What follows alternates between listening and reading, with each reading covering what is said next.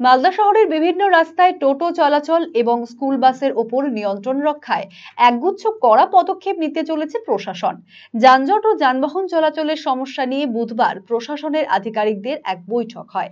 মালদা জেলা প্রশাসনিক ভবনে আয়োজিত এই বৈঠকে বিভিন্ন স্কুল বাস ও পুলকারে পড়ুয়াদের যাতায়াতের সমস্যা, পণ্যবাহী গাড়ির ওভারলোডিং এবং টোটো চলাচল নিয়ে বিস্তারিত আলোচনা হয়।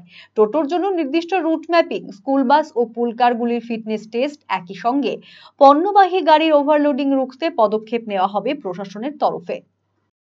মিটিং এ মোটামুটি জেলাতে যে গাড়িগুলো চলছে তার মধ্যে যদি ওভারলোডিং কিছু আছে, ওভারলোডিং এর উপর বেশি করে এমফাসিস দিতে বলা হয়েছে, তাতে কিনা কিছুটা ওভারলোডিং কন্ট্রোল হবে।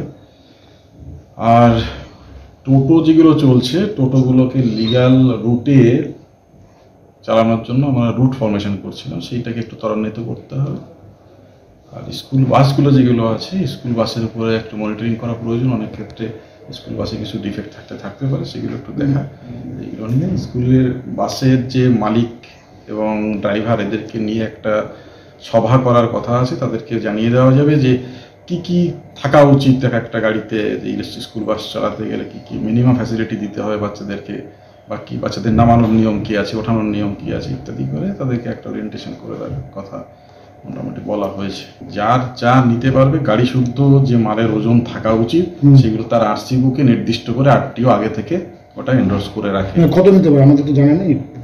যে গাড়ির যেমন ক্যাপাসিটি সে সেরকম নিতে পারে, গাড়ির অনুযায়ী, গাড়ির কতগুলো চাকা আছে সেই অনুযায়ী। 10 টাকা গাড়িগুলো 10 টাকা গাড়িগুলো 26.5 টন মতো এরকম একটা পারমিশন দেওয়া থাকে। ওভারলোড যারা নিচ্ছে তার উপরে গেলে ওভারলোড, সেটা সেক্ষেত্রে কি পানিশমেন্ট আছে, কেমন ধরনের পানিশমেন্ট হতে পারে সেক্ষেত্রে? প্রথম 1 কেজি ওভারলোড হয়ে গেলে আপনার ফাইন হয়ে যাবে 22,000 টাকা।